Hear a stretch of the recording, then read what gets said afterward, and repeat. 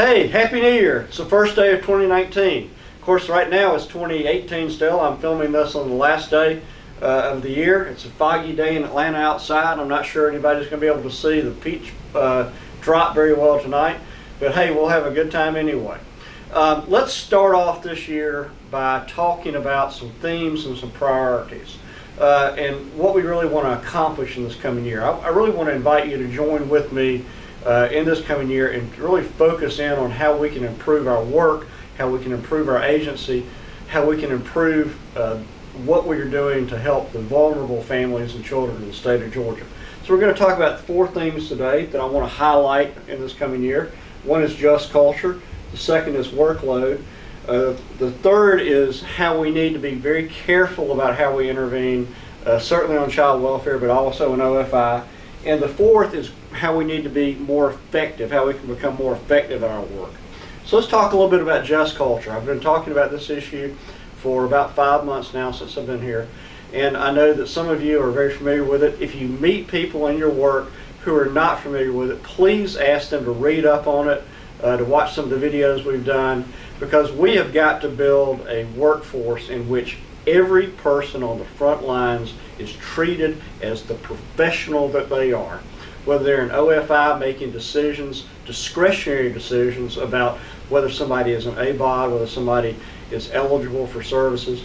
And certainly on the child welfare side, when we have our investigators going out there on their own at night, we have got to give them the training and the support and the backing they need so that they can make good decisions, and so that we can back them when they make those decisions, even if those decisions, even based on good evidence, based on good information, turn out to be wrong.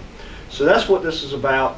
We're going to focus in 2019 on making sure that we develop the skill sets of our frontline staff and that we back them when they make those decisions, so we can build a wise workforce that has the autonomy and the discretion to make good decisions.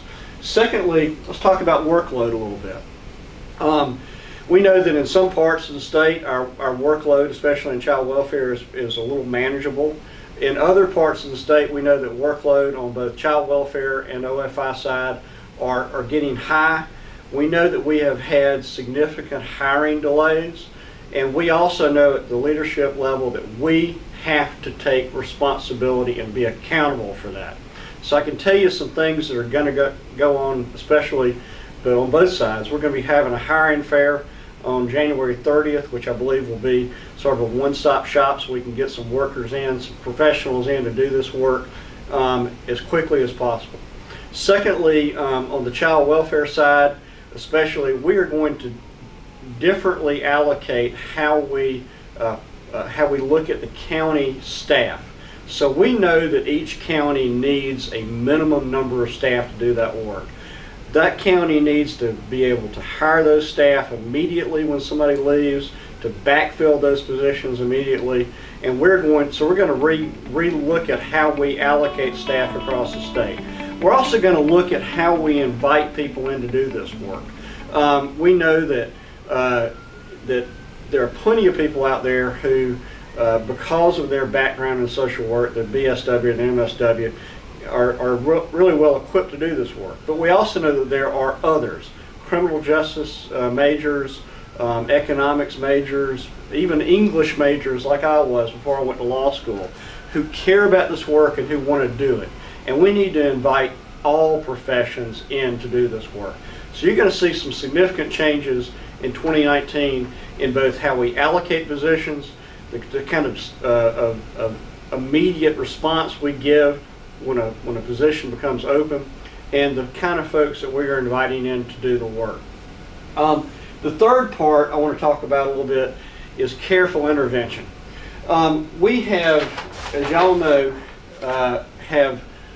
especially on the child welfare side, have gotten in a situation in the last few years where we have a lot of children in foster care. As Judge Keith says, what we want to have in the number of children we need in foster care is every child who needs to be in care and not one more. And so I want you to think in 2019, not in terms of, family preservation versus foster care, but think a little bit more widely about why we do this work and how we do this work. So here's a chart I've come up with. Let's always remember this. At the center of every situation is the child. And we need to do what is in that child's best interest. But we also need to be respectful of two things. Number one, the rights of parents to raise their children, but also the right of the child and the need of the child to be raised by his or her parents. And so we need to, whenever we can, safely keep that child with the parents. If we can't, then we need to first look at extended family. And of course that means Aunt Sally, Grandmama, whomever. And as an agency, we need to be making sure that we are supporting that extended family in our family preservation programs, in our voluntary kinship programs, and in all of our work. Now, does that mean that if a child has to be brought into care, that we put family over everything? No. We always focus on what is in the best interest of the child. The third is what I call intimate community. In the olden days, you might say, no matter, all over the world, people, when the family could not care for a child, the rest of the community would come in and help. And they did it not only for child rearing, but they did it for barn raising and house building, and if somebody had a crop failure, they all came in and helped. And as the state, we really need to be helping the community to build up its ability to help the extended family and the parents care for the child. So this is a lot of what we're talking about with our State of Hope program. We're going to be doing another launch for applications in February, but we anticipate that we are going to spend a lot of 2019 focused on how we can build up those community-based programs that can help families and that can keep children in their local community. If you're a child, no matter what happens to you, no matter what's happened to you, you still love your parents, you still love your relatives, you still want to stay in your school with your friends, doing your extracurricular activities, playing football, doing art, chess club, whatever. And so we as a state have a responsibility to help these folks, and before we take this, the really difficult step of removing a child from these communities. And so when we do that, let's try to focus our efforts on, we have of course the pre-team going around the state now, in which our state level folks and our regional level folks are helping us figure out what else we can do in the community to keep a child safe, either at home or with relatives or even with fictive kin, without putting the child in foster care. We have our Push 24, which is for those children who we are not able to return home. We're trying to get them to a family, their own family, with an adoptive, guardianship, whatever, as soon as possible. So let's try to remember this particular graph as we go, and remember that we are the state. We do have lots of power, but we also need to remember that what this child in the center of this graph wants is to be cared for by people who love him or her, and to be raised in a stable home, preferably with his own blood relatives. Now, the last thing we want to talk about today as a focus for 2019 is greater effectiveness. So that means that on the OFI side, we have got to be working toward greater accuracy, greater timeliness, especially as we move into implementing the AVOD program, making sure that we have enough information about the family that we can make good, accurate, and timely decisions about the benefits that they're entitled to. It's good for the family. It's good for us as a state because, of course, we are monitored by the federal government. And it helps us more quickly move a family from a state of dependency to a state of self-sufficiency. On the child welfare side as well, we of course have, I think up to this year, through the end of this year, we've had like 140,000 complaints come into our centralized intake system. We are going to be working very hard this year to be able to gather better data, to be able to get that data more quickly, and to be able to help that data inform the decisions we're making. And this is going to mean a couple of things. Number one, we hope that we're going to get more data in from other sources such as birth and death records, hospital records, criminal justice records, and we can somewhat automate that search for the data so our intake folks can make better decisions.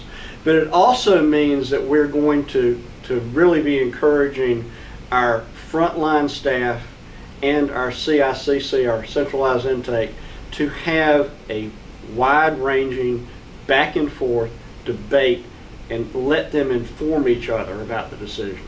We don't want top-down decisions. We want everybody working together, from the eyes on the ground with the CPS investigator to the CICC worker who can look up history and who can look up records. And then let's use all of that data together to make those decisions so that we can keep children safe. Folks, 2019, I believe, is going to be a great year. It's the start of a new administration. We have new ideas coming in. We have the legislative session starting up, and that's always going to give us new ideas and new challenges. But we have the opportunity to make 2019 a great year for children, and I hope you'll be there with me. I hope that if you have complaints and concerns, you'll continue to use my Talk with Tom email address to contact me.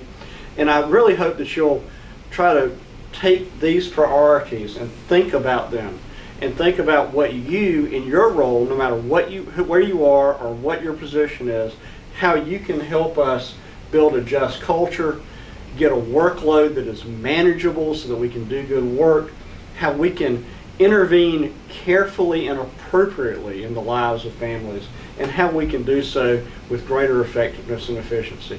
Happy New Year. Hope you're all eating your Hoppin' John and such, and may you 2019 be a year of great blessings for you. Thanks.